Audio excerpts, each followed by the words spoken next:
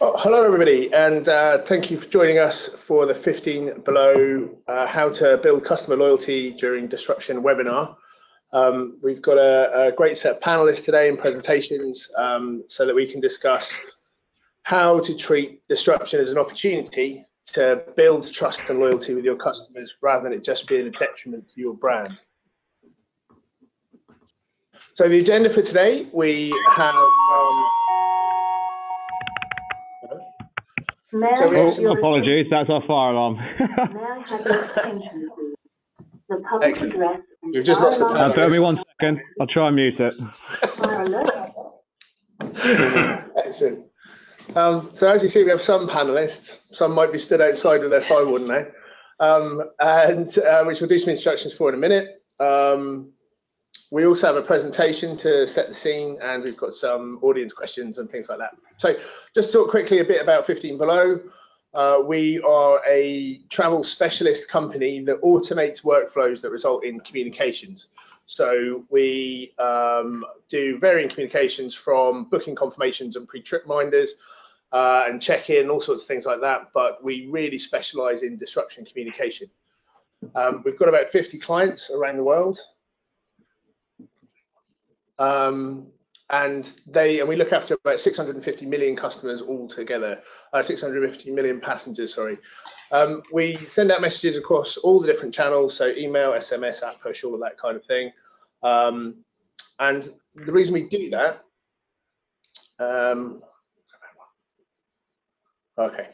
and the reason we do that is to try and keep the customer experience at the very center of the travel experience. So it's trying to build that empathy between large organizations like airlines and the end user. The way we do that is by automating a lot of messaging so that it goes out in real time, regardless of the volumes, regardless of whatever that customer's favorite channel is, or whatever the situation. So today we're going to be drawing on our panelist experience to talk about how in those disrupted situations we can enhance that customer experience and build loyalty.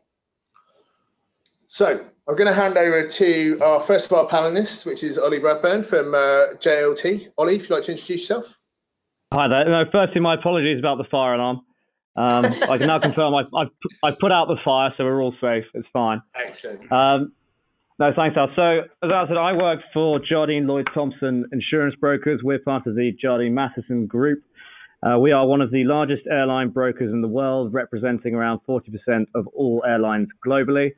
That is where the significant area of our expertise is. However, we also cater to a wide range of industries within aviation, so that be that airports, manufacturers, or more general.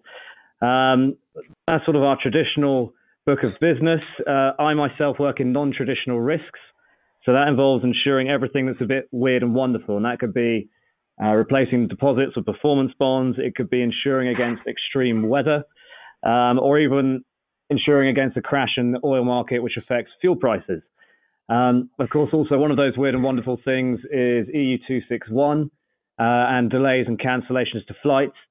I've been working with EU 261 now, and we were the first, one of the first London outfits to insure airlines for flight delays and cancellations. And we now look at a very large number of data-driven policies whereby we chart the peaks and troughs of customer behavior against operational performance of airlines. Thanks very much. So the reason we've asked JLT to join us today is for two things, really. One is they really do understand the risk and the liability here because they have a lot of dashboards where they assess, how many claims get made, what the delays look like, how many passengers that probably is, that kind of thing. But they also are very good at helping airlines to insure against that cost running away or from having to have too much money set aside to deal with these things. Mm. Yeah. So also we have Adam from iCoupon. Adam. Hi there. We are iCoupon, a digital vouchering company. We're based in Manchester. We launched in December 2015 via Air at 9 airports and now have many airlines across many airports across the globe. So what we do, our technology allows any type of voucher to be added to any barcode on Magstripe and then redeemed by scanning that barcode at a retailer. Airports obviously are the perfect environment for that, as everyone is carrying a boarding pass with a barcode on it. How it works, the airline activates a delayed flight in our system. They can do that either manually through our portal or automatically through API calls. And we then authorize electronic vouchers for each boarding pass in our database. The passengers are informed to use their boarding pass to redeem vouchers, and the retailer scans the boarding pass at the till to take the money off whatever they have bought. Obviously, firstly, that means that the airlines and the ground handlers do not have to print or distribute vouchers to passengers. And the important point there is also that because we capture all the sales details during the transaction, we provide a really simple mechanism for billing between the retailers and the airline, dispensing with the need for paper vouchers and receipts and that kind of thing. Advantages for the passengers. Obviously, it improves the passenger experience. They've got no queuing to do. They haven't got to get up out of their seat to go to get a card or a paper voucher. They get the voucher instantly, so they can spend it actually probably where they are sitting already having a coffee. So as an experience, it just improves the journey there already. Once they've been disrupted, any little benefit like that just helps them along their way. And we really like what iCoupon doing there. I think generally you'll get across, particularly from what 15 Below do iCoupon and Switchfly, where none of us are fans of like paper vouchers or having to get this member of staff to stand there at the, as the gates, people are disembarking and going, I'm sorry, here's a Copthorne voucher, or here's a voucher for a drink or a sandwich. It's trying to get away from those really old, antiquated ways of doing it. Next we have Glenn from Switchfly. Glenn, if you'd like to introduce yourself. Yes, hello, this is Glenn Waston. I'm the VP of Strategic Growth in EMEA for Switchfly and the lead contact for the relationship between Switchfly and 15 Below and the joint offering that we provide to our joint customers. Switchfly is actually a SaaS e-commerce platform focused on the travel industry. SaaS means very cost efficient, obviously, and we enable airlines, hotels, travel agencies, financial institutions with digital solutions pertaining hotel, air, activities, car rentals, etc. But our focus is not our own brand. Some other companies have their own brand, but we focus on the brands of our customers and try to increase revenue margin, loyalty experience for their customers. If you haven't heard about Switchfly, that means that we're doing a good job because we haven't disrupted any of our customers' business. And that's probably thanks to our very robust background. Now, if you look at this presentation, what we do for our customers is looking at a tremendous amount of APIs and suppliers and provide that and present that to our customers through a single interface, whether it's a URL or API, so that you kind of have a simple operational system with Switchfly, and we deal with the chaos behind it. Now, if you look at our platform, maybe the next slide, we work with 5 of the top 10 airlines globally, companies like United and British Airways and JetBlue, American Airlines, but also all of the financial institutions, credit card holders that redeem travel, like American Express, MasterCard, Visa, and 2 of the top 3 hotel groups, which means that we have a lot of inventory, over 410,000 unique hotels, which brings us to the point of IROP, because our focus is on providing reaccommodation options in a digital way. Everybody knows that after disruption, people have to queue for sometimes hours on the call center or the airport kiosks. What we provide is a simple digital offering where when people are disrupted within 5 minutes, they basically get an email, single top, mobile friendly. They can select a room, they get booked, and in 5 minutes you can reaccommodate a whole plane. So no waiting in line, no frustration, and simple to use, basically. That's it. Excellent. Thanks very much, Glenn. So I hope those out there listening can see how we've tried to sort of build a suite there.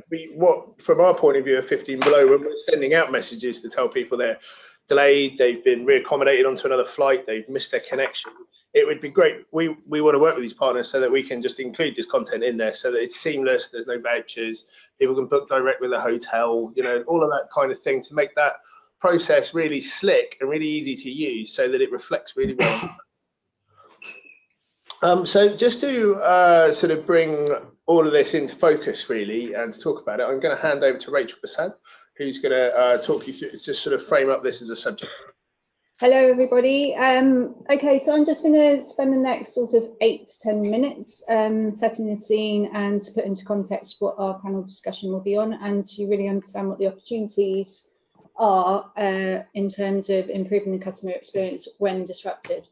So just to set the landscape, as we all know, today there are more people and more ways to communicate with them than ever before. A lot of this is obvious, but I think it's really important to understand it and to really put it into context when we're coming up with solutions.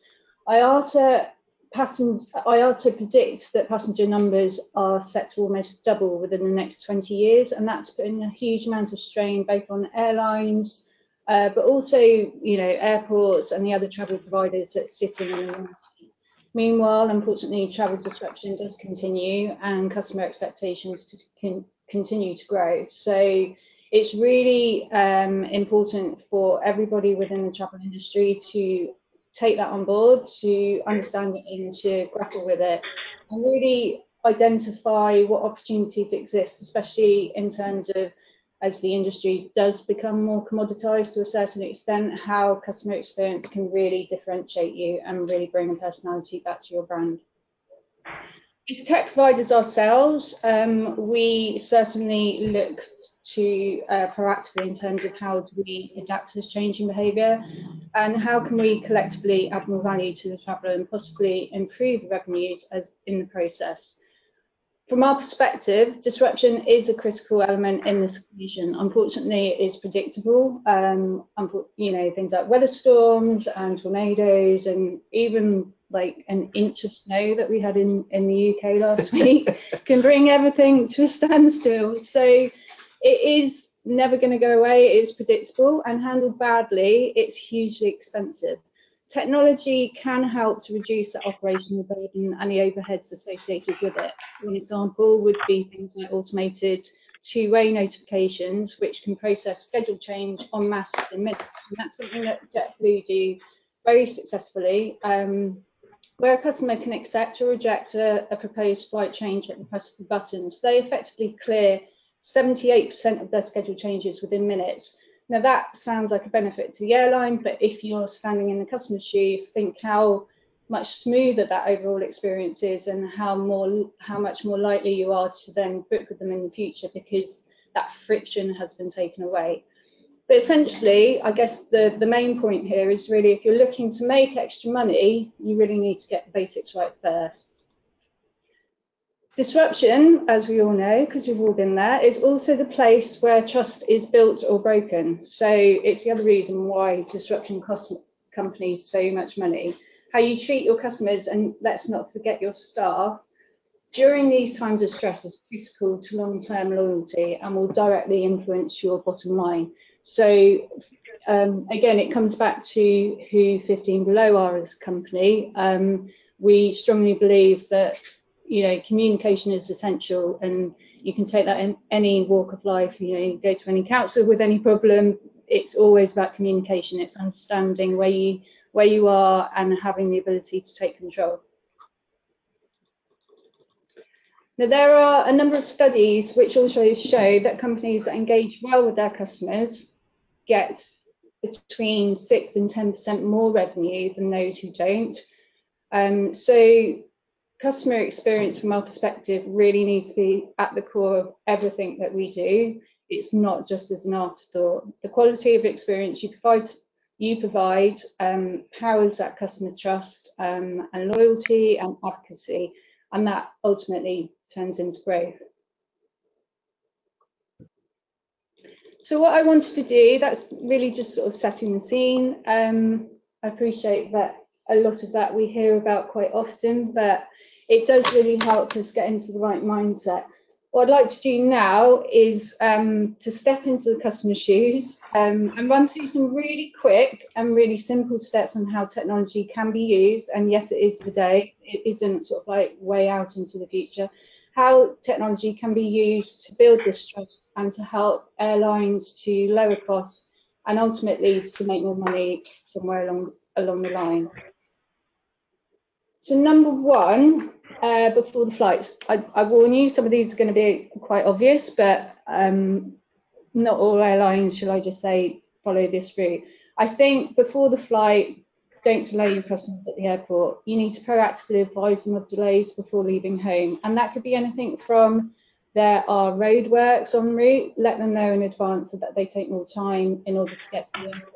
If it's raining, perhaps offer them concierge parking, just to sweeten the bitter taste of if their flight's been delayed. If they're already en route to the airport, think about the right channels to use. They're less likely to be on email. I'm not saying everybody, but they're less likely to be on email, but something like SMS or WhatsApp will cut through that noise. If they're heading to the airport, think about ways in which you, again, can provide that service that goes above and beyond the call of duty. And it's those kind of things that make you very memorable, and it's things that you can do quite easily. If they're already at the airport when the flight has been delayed, there's a whole host of things in which you can do. Airports offer a huge opportunity to relieve the boredom, and working together a revenue stream for both retailers and airlines. If there's an overnight delay, we've just heard from Switchfly, dynamically offering the appropriate accommodation is something that's really powerful. It could be a case of providing a different set of hotels depending on how valuable or what level of class your customer has booked with your airline. So if they're a gold card member, for example, perhaps they get offered a different hotel. Things like that. It's the main thing is like you need to be able to dynamically offer it in real time and ultimately electronically. We don't want people to be expected to queue up for different airports. If they're on the plane and they've already been delayed, don't let them stew. I guess this is like this is an area which can quite often get overlooked, but if you've had quite a bad experience on the ground and then you're stressed about not being able to make your connecting flight when you get to the other end, it's really important that you use that time when they're just sat there and regurgitating what's happened and what the consequences are.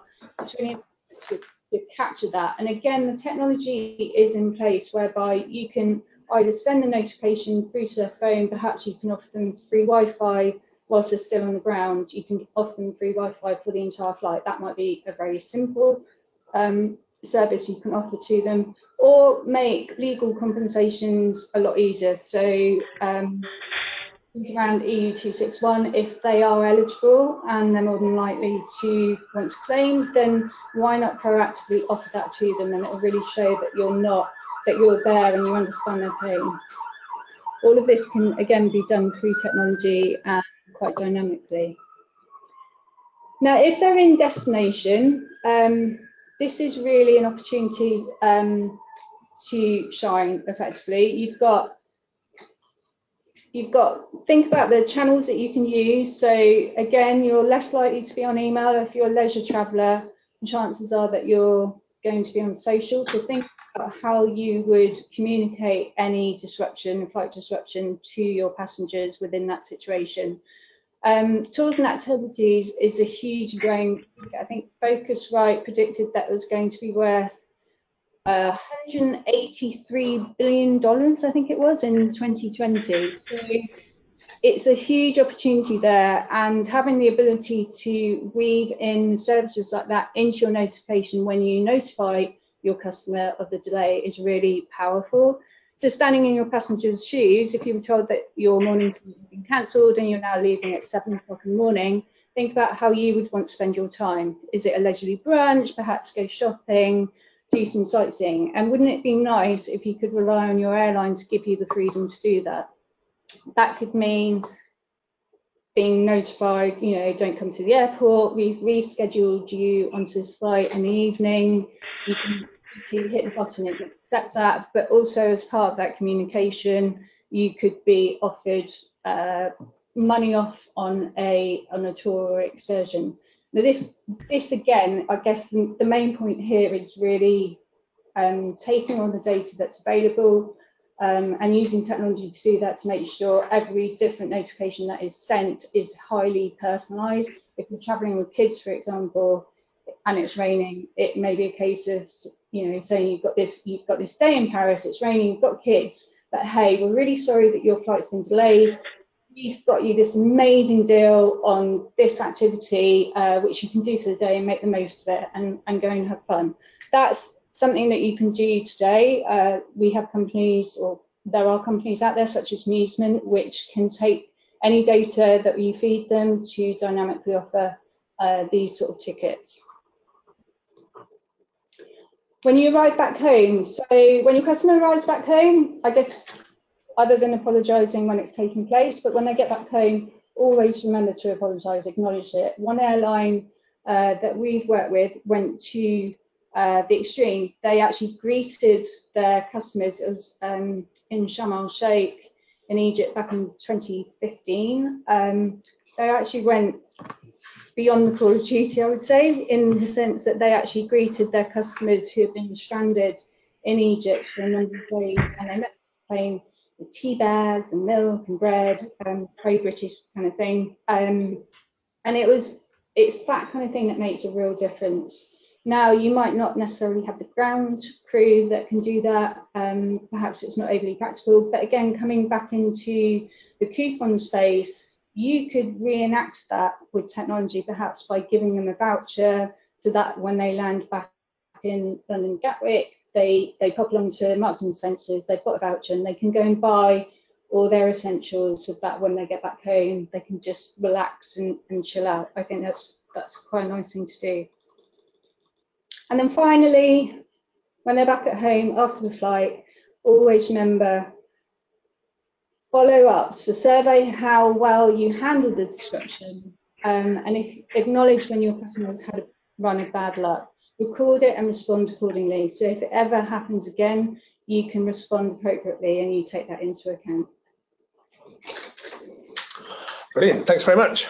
So I think the thing I always take away from all of these experiences is those are lots of opportunities there where you can just surprise people, just surprise them with the extra bit of thought you've given or the extra bit of efficiency you've built into it.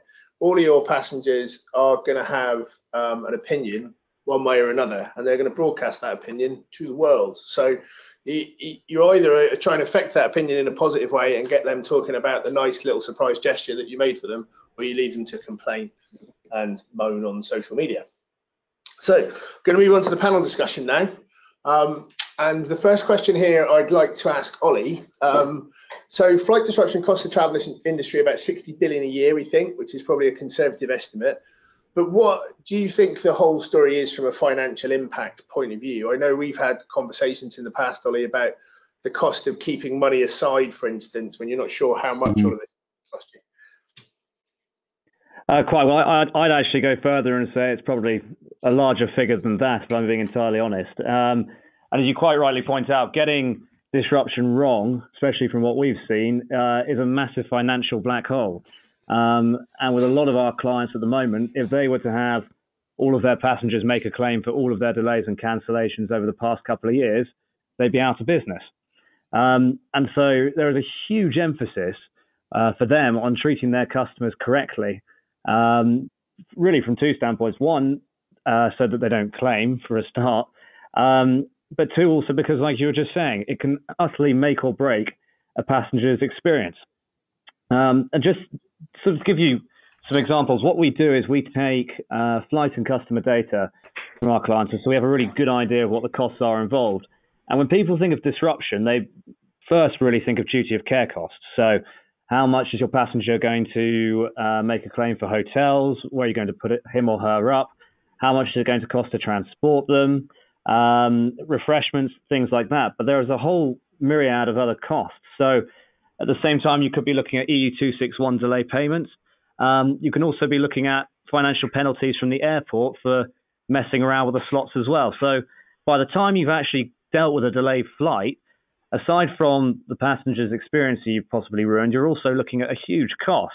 And we're seeing roughly at the moment for a typical 180-seater aircraft, the cost per delay being about £80,000 in some cases. If you're a transatlantic carrier, that cost can go up to as much as £200,000. And if you're thinking about how much profit you're making on a flight, I mean, that's completely eliminated. And the sad truth of it is really that that's just one area. That is the financial side, because the other point which comes with it is the administrative burden this is giving airlines. And I know, Al, this is something that you guys work with quite closely, but if you have a lot of passengers you've delayed and you get a bad name for it, and people begin to say, right, well, I want to be compensated in some way or form, the actual just activity of trying to manage hundreds of thousands of claims is a massive burden. And this is a point in your passenger's journey and experience where you really want to be shining. You want to be excelling and giving them a positive experience. But if you're leaving them waiting for ages to find out, even just a simple email to say, thank you, we've received your claim, or we note your comments about your delayed flight, your experience, you can really, really annoy passengers. And we saw a fantastic example of this, or not, as the case may be, with one of our clients who's a transatlantic carrier, and they got caught up in a load of delays in Rio. And sadly, they had a celebrity on board who, if I'm being honest, was a bit of a diva. And she got on Instagram, she got on Twitter, on Facebook, on Snapchat, and started tweeting, this airline's the worst in the world. I've been delayed. I haven't heard any information. No one's told me when we're leaving. I don't know whether I'm going to get a hotel or not, which I thought was a bit unfair, because she probably could have walked into the nearest hotel, even if it was a couple of £1,000 and paid for it. But even so, and what we saw from the data was staggering. I mean, this airline had been paying about £20,000 a week in compensation and duty of care costs, and overnight that jumped up to £560,000 in requests for compensation, because what had happened is this celebrity had just put out there that this airline is terrible and has had delays and everything, and that she's going to claim compensation, and then suddenly everyone else had as well on top of it. Wow. And so what this airline, it was quite incredible. And what we were seeing from the data was something which was just absolutely staggering, is we were seeing all these passengers for delays and disruptions they had back in 2013 coming forward and making claims. And we did an exercise in charting this towards media publications and found that actually suddenly you had not just this one celebrity who was complaining about that airline, but you had loads of people in the press, and whether that was at a local level or a national level, all saying this airline's terrible, they don't look after their passengers, I haven't received any compensation, no one's been in contact with me. And it's a real problem. And it's something that we've always personally say that airlines have to get spot on, because the financial and administrative implications can be absolutely daunting. Yeah, it's definitely something we see. I mean, we think one of the most basic things there is that you've got to make sure that your passengers are getting communicated with. And the reason we focus a lot on automation is so that everyone gets told the right thing regardless of the volume, because it always amazes me still how you see people on social media not just complaining about delays, but complaining they don't know what's going on. Now, they should know what's going on. I mean, the press might want to make a fuss out of these things, and other people who aren't actually on that plane, but the passengers should definitely have been told what to do. We're talking to each other about is trying to triage those claims when they come in, so that people get responses straight away to say either this is being looked at, or I'm sorry, actually you don't qualify for for compensation because you weren't on that flight, or that flight wasn't delayed for the right reason, or whatever. But to sew that up quickly so that people aren't waiting 2 weeks for a response. Quite. We did another exercise where we looked at people who rebooked on that same flight. Now, if you've got a monopoly on a certain route, even if you give quite a bad experience, you're shielded a bit because, the passenger's still only got the one option. But we looked at routes where there are multiple options, and quite often you can lose that customer and you don't see that same one coming back. And so it's where we've looked at people who've got business class customers, and maybe there's been a bit of a different focus, and they've received, good attention. They've received either a direct phone call from someone in some cases. That passenger is being retained. And that really should be the standard for all passengers, to be honest, because at the end of the day, it can lose business. Yeah. I mean, actually, the thing is with this, I know this sounds very doom and gloom, and I think we should go on to the audience question on this. But, obviously there is an opportunity in this. This is what this webinar is about. The inverse of these things are also true. So if you get this right, you can have people, what you really want is your diva celebrity Instagramming themselves comfortably wrapped up in their, their hotel, having been dealt with easily. And that is going to reduce the amount of claims. It's going to increase the amount of business. So going to an audience poll question at the moment. So for anyone listening in, if you could go in and vote on the buttons provided.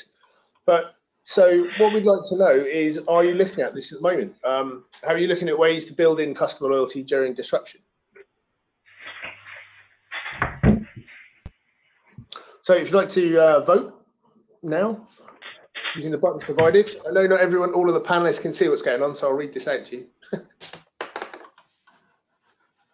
I had to laugh a minute ago with the fire brigade going past outside. You'd think the whole world's on fire at this rate. It does feel like that.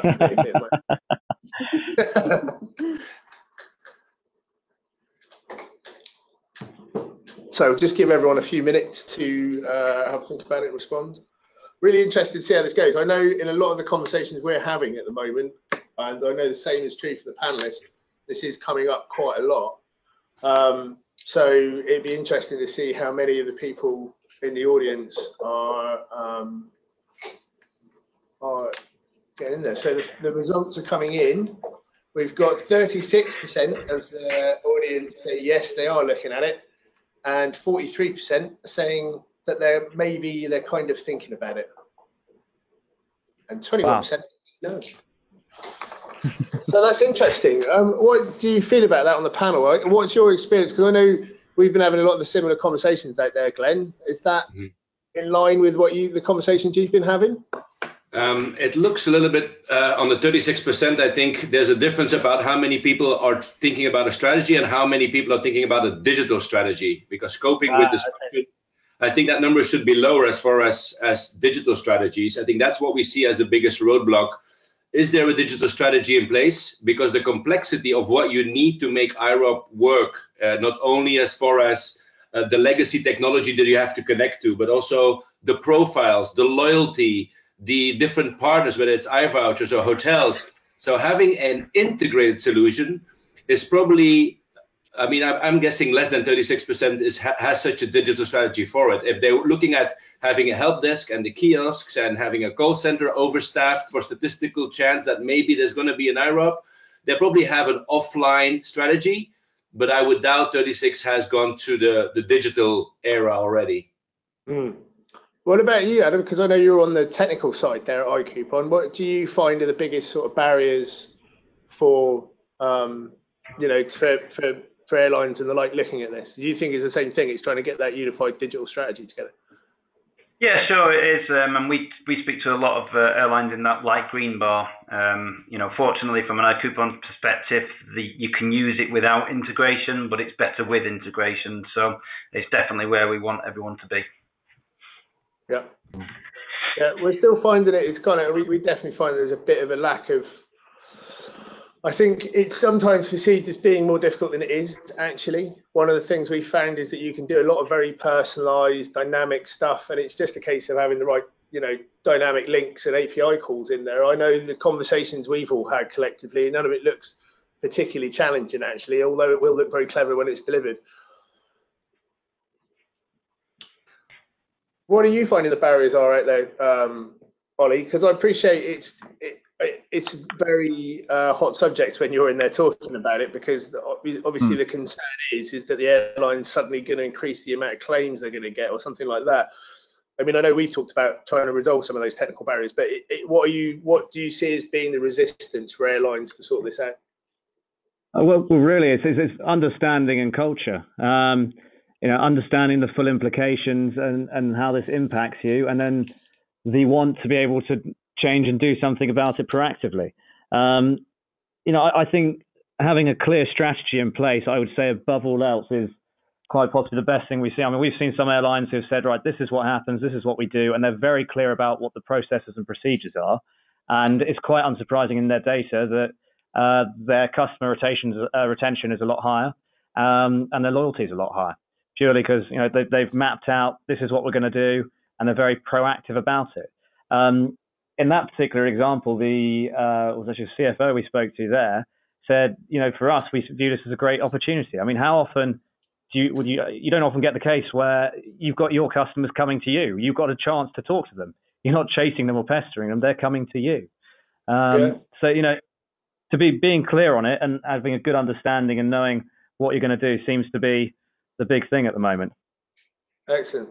I do think the industry generally is certainly understanding it. One of the big differentiators we're seeing is that, you know, there's not a lot of difference actually in the prices of flights these days. It is, you know, down to the experience and the, you know, the value. I quote this, I think, on nearly every single webinar we do, but Ira Gershkoff, who's great at disruption stuff, said that you might pick the ticket based on its cost, but you judge its value based on the service.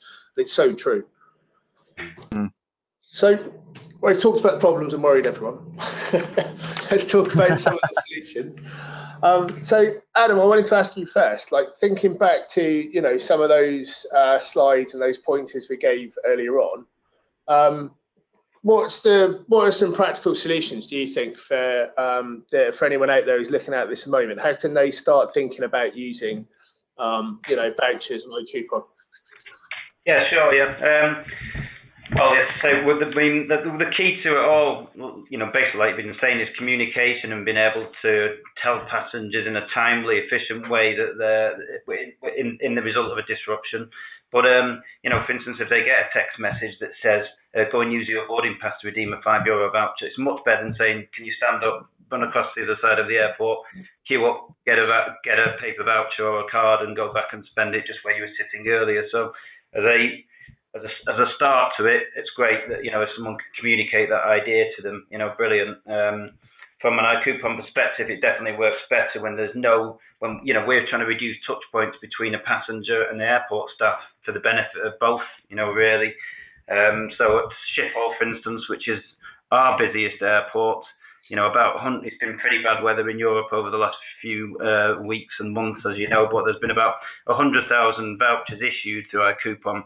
That means 100,000 people not queuing, you know, 100,000 pieces of paper not around, you know, 100,000 touch points between passengers and airport staff that have been avoided. You know, when we speak to the airport authorities at the Schiphol airport, they're so pleased to see they can actually physically map out efficiencies in the passenger flow throughout the airport, which helps all manner of, you know, benefits to the airport, but also to the retailers in the airport, to the airlines, and to the passengers. So, you know, it can small things just like digitalizing the vouchers can make a big difference and make a positive experience out of a negative situation. Absolutely. And you think about all the, you know, the social media fallout of that type of, you know, sort of proactivity, if you like, and that kind of thing. Yeah, Glenn, exactly. Glenn, coming at it from your point of view, so you know, I know you're sort of bringing Switchfly's experience of providing ancillary sales ultimately into the disruption space, aren't you? I mean, it's kind of like it's taking what you would do if you were trying to sell a hotel room with, you know, when you're sending out a booking confirmation as an upsell, and using that sort of similar process to handle, you know, disruptive passengers. Can you just talk a bit about how you're sort of crossing that line and taking it from a revenue potential to a sort of saving of hassle and, you know, customer experience thing? Yeah, of course. Yeah. So yeah, you're right. I mean, our technology has been around for 15 years in the dynamic packaging space, but ultimately this is another use case with different drivers, where dynamic packaging is about finding the right hotel at a certain destination. This is all about speed of execution, because think about it, when 180 people deplane, how fast can you get them in front of a solution? How proactive can you be? Because that's where the pain point is. When people get off, the first thing they do is go on their phones and start communicating. So anticipate the need of people wanting to see that something is done, and then giving them a solution that exceeds or meets their expectation as far as, wow, this is really something that I need now, which could be the hotel or an activity, as you mentioned before.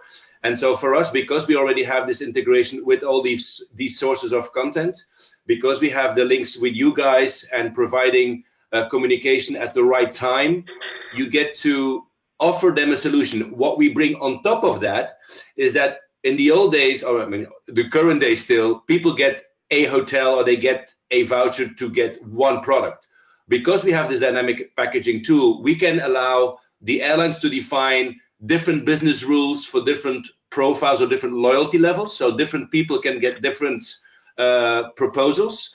We can take into account the fact that they have different loyalty programs. So people with Hilton or Starwood or Hyatt can get different hotels.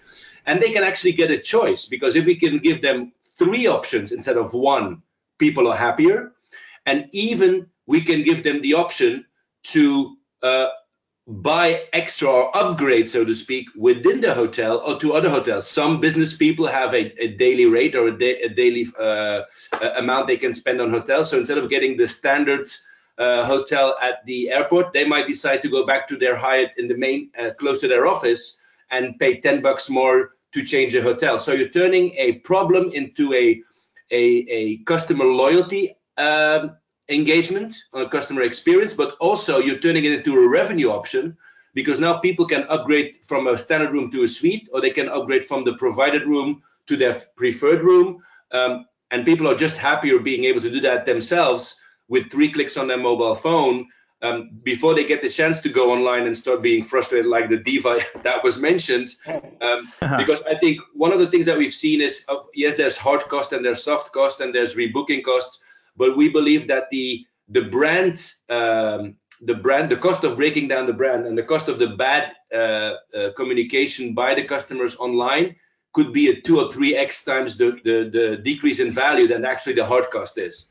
And so speed is critical, and that's why digital solutions are 3 times more valuable than an old-fashioned offline process. Absolutely. And I think it just goes back to that, it's the experience, like I can think of all of the times I've been held over somewhere, like even some really big brand airlines, a paper that says Copthorne on it. I've then got to find my way outside, get on a coach that's probably not branded with anything, get to the hotel, get treated like I'm trying to steal a room off them. Someone shoves something under my door the next morning to tell me when I have to get back on that same unbranded coach and come back. It's a tragic experience. But if, say I had a choice of, am I really tired and I just want to go to bed, just find me a room, do it at the hotel, do it at the airport, or do I want to actually stay downtown? I don't mind traveling for an hour. I'm going to have 3 hours. I might be able to see another city in the morning. That kind of experience is the stuff that is going to end up on social media, If you want people to be bragging about, oh, look, I managed to see this famous landmark this morning because I had a chance to nip out and get breakfast in Mexico City because I missed my connection yesterday. Thanks, Air Mexico, for sorting this out for me. That kind of thing is, that's ideal, surely.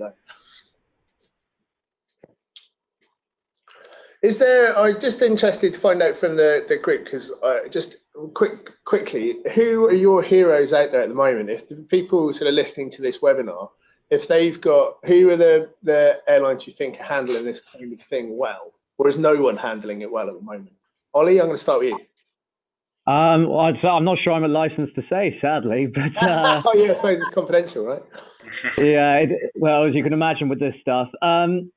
What I would say is I'm yet to see anyone who's got a total solution. And by total solution, I mean from on your way to the airport, what we were discussing earlier, at the airport, in flight and after. We find some people are very good at consulting before the delay happens and then aren't too bothered with what happens at the airport or in the air. And others are great at actually the disaster scenario where everyone's delayed and on the ground. So it seems to vary quite a lot in our experience. Fair enough. Adam, is there anyone out there you think is who's your sort of star customer at the moment that's handling this kind of stuff, or is it more of an airport? Various ones really. Albot, Swiss are great at Zurich. They've really got a slick process in place at their airport. A lot of their from a digital vouchering perspective, a lot of their stuff is regarding misconnections rather than full flight delays. So it's just individual vouchers for individual people, and using iCoupon to be able to get that voucher across to them really quickly and get them out there spending rather than queuing up has been really successful. And we're just going through a process of integrating that more and involving you guys to communicate that in a slicker, better way. So they're one of the really good guys. And KLM, because they're doing it all through their app and pushing up. So, but like before, when Glenn was saying, as soon as they get off the flight, if they've missed a connection, they've got the new boarding pass in the hand and a voucher in the hand to go and spend, and all of that information around it. So that they're too. But all of the airlines we're speaking to obviously are thinking about it, which is a good thing. Excellent.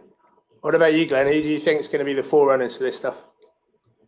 I would say today, agreeing with Ollie, there's nobody that has the full picture, mainly because of the problem identified by being all the technologies being in silos. From what I hear and see in the market, I think indeed Swiss has gone the furthest as far as vouchering and flight, because that's kind of their core business, but extended into activities and hotel, etc. I don't think there's one airline that has done that yet, although I can tell you there's a lot of airlines that have this on the top of their priority list for 2018. There's a lot of projects going on, but I don't think anyone has done it yet. As far as flight only and vouchers, I do agree with Adam. I would say Swiss is the one that comes to mind as the most integrated one. Yeah, I got to say, Swiss are they're awesome at this stuff. They're always constantly surprising us about things like updating boarding passes when things change, or sending out electronic baggage receipts instead of handing you a sticky bit of paper. Things like that, which the industry just gets used to. They just lean back on, and I think that's the same with a lot of things in disruption. It's kind of, you just get used to these things. You get used to people handing you paper vouchers and having to queue up and not knowing what's going on. All of that stuff can be sorted out.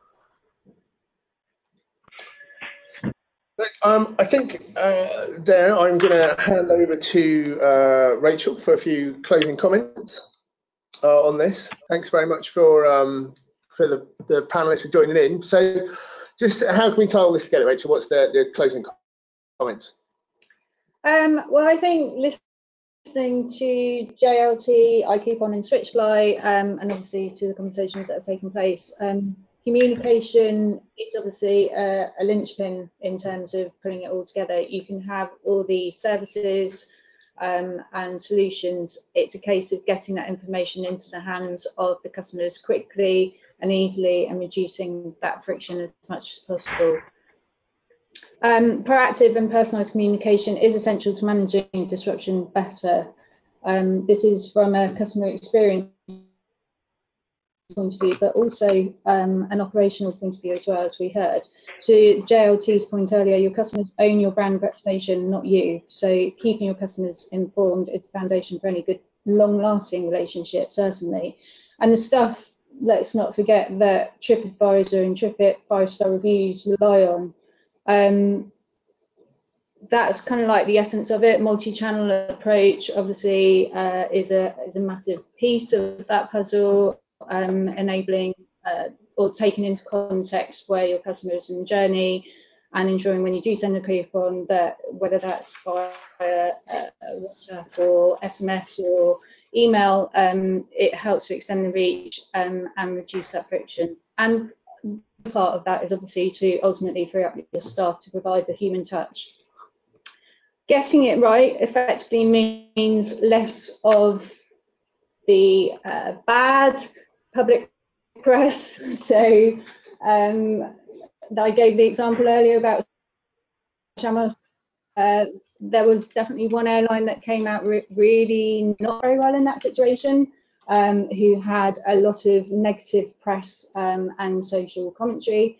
So getting it right means definitely less of that and more of this kind of example, which is effectively where customers love you and praise you and think you're the best thing since sliced bread. So there is definitely a real power in managing disruption more effectively using the solutions that we talked about earlier. And I think in summary, from my perspective, certainly tips to remember are to build trust. That's the foundation of anything that you do with anybody, whether it's in business or in personal. Obviously, trust is the foundation of everything. You need to be there where your customers need you and to empathise. Understand how your customers are feeling at that particular time, what their frustrations are, what the knock-on effects are, such as the connecting flights. Proactively notifying customers of the changes to their flight is a big part of that, taking away the queues and always providing that personalised service. The other thing is, like we talked about, offer solutions, not the problems. It's one thing doing the one-way thing of, oh, your flight's been cancelled or delayed. think about what the implications are. How can you follow on that conversation? So how can you offer self-service options? Anticipate your customer's need and empower them to take control. So using that dynamic packaging that we talked about earlier and allowing them to make that choice where possible in terms of, you know, do they want to go on a flight tomorrow instead of today, and that means that they get a better hotel, for example, or they get an iCoupon voucher that may be worth more money. It's taking that all into account and giving that choice back to your customers. And then finally, I think the main point is really only when you get the basics right can you then even think about making more money. And this is really looking at how you can reduce lost revenue and looking to more meaningful ways in which long term you can make more money. Yeah, I think you only need to look outside the travel industry to really appreciate that, the Amazons and what have you. Customer expectations aren't born of the travel industry, they're born through life and every interaction that they have through various different industries, and it's really up to the travel industry to take that on board and to integrate it into their overall digital strategies. Bro, thanks. So there are top tips. I'd just like to, we've actually got 10 minutes left, so I'm going to throw it back out to the panel again, actually, just to ask them. So obviously, apart from getting in touch with various people on this thing, what's the most sensible next step that everyone can take? Ollie, you first. What's the first step towards covering yourself to make sure that this liability isn't going to like take you down? I'd say fully understanding the impact. So from our perspective, it's always been understanding how much you're on the hook for, what the implications are, and then forming a strategy around that. And the big thing, really, as I sort of alluded to earlier, was viewing this as an opportunity. You know, you've got a chance to show yourself off there to people who are coming to you. Make the most of it, really. Cool, Adam. What's the easiest way of someone to start down this route of doing digital vouchers and iCoupon? Phone us up, really, but yeah, no, it's partly obvious. It can be, you know, as I say, it can be really simple. You don't necessarily require integration to start digital vouchering. All of the integration and the hard work's done by us speaking to the retailers first and foremost. But to get a truly good solution, it would be best to be integrated with an airline or a company like yourselves, so you can automate the voucher creation process and tie it in with the communication. So that is definitely the end game as regarding, you know, the perfect solution for us. But yeah, so easy to get started, and you know a bit of integration to make a perfect digital vouchering solution, I think. Brilliant. Glenn, what's the next step, the easiest next step from your point of view? I think there's a couple of things. First of all, I think you need to the first step is realizing that IROP costs you more than you think it costs you, because that will get you into action. I think then there's two routes: the short-term route and the long-term route. Short-term, I think you need to know how, if you want to get a digital solution out there, what information did you need to integrate, whether it's PSS and loyalty and profile information and the vouchers and all the things you need to integrate. And then decide, are you going to do it yourself? Are you an IT company? Or do you want to get somebody else to do that, like 15 Below, and get their partners involved to solve it for you with a simple one-stop integration? But the long route, I think, is probably something you need to consider is what is your digital strategy, and get it all in there. I mean, obviously, that's going to take more time if you want to do that first. The good news is you can start going out with a simple integration with a partner like 15 Below.